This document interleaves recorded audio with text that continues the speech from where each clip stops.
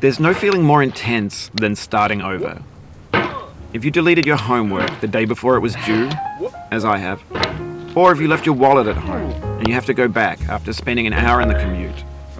If you won some money at the casino and then put all your winnings on red but it came up black. If you got your best shirt dry cleaned before a wedding and then immediately dropped food on it. If you won an argument with a friend and then later discovered that they just returned to their original view. Starting over is harder than starting up. If you're not ready for that, like if you've already had a bad day, then what you're about to go through might be too much. Feel free to go away and come back. I'll be here. Alright, thanks for coming with me on this trip. I'll understand if you have to take a break at any point. Just find a safe place to stop and quit the game. Don't worry, I'll save your progress, always, even your mistakes. This game is a homage to a free game that came out in 2002, titled Sexy Hiking. The author of that game was Jazzuo, a mysterious Czech designer who was known at the time as the father of B games. And B games are rough assemblages of found objects. Designers slap them together very quickly and freely, and they're often too rough and unfriendly to gain much of a following. They're built more for the joy of building them than as polished products. In a certain way, Sexy Hiking is the perfect embodiment of a B game. It's built almost entirely out of found and recycled parts, and it's one of the most unusual and unfriendly games of its time.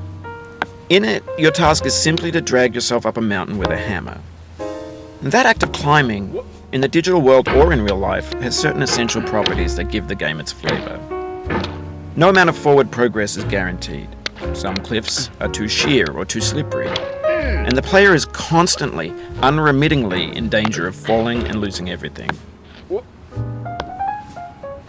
Anyway, when you start Sexy Hiking, you're standing next to this dead tree that blocks the way to the entire rest of the game. It might take you an hour to get over that tree, and a lot of people never got past it. You prod and you poke at it, exploring the limits of your reach and your strength, trying to find a way up and over. And there's a sense of truth in that lack of compromise. Most obstacles in video game worlds are fake. You can be completely confident in your ability to get through them once you have the correct method or the correct equipment or just by spending enough time. In that sense, every pixelated obstacle in Sexy Hiking is real.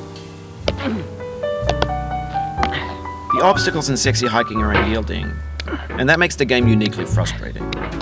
But I'm not sure Jazzuo intended to make a frustrating game.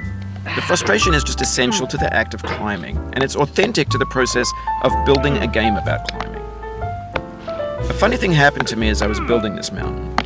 I'd have an idea for a new obstacle, and I'd build it, test it, and it would usually turn out to be unreasonably hard. But I couldn't bring myself to make it easier. It already felt like my inability to get past a new obstacle was my fault as a player rather than as a builder. Imaginary mountains build themselves from our efforts to climb them, and it's our repeated attempts to reach the summit that turns those mountains into something real. When you're building a video game world, you're building with ideas, and that can be like working with quickset cement. You mold your ideas into a certain shape that can be played with, and in the process of playing with them, they begin to harden and set until they're immutable, like rock. And at that point, you can't change the world. Not without breaking it into pieces and starting fresh with new ideas.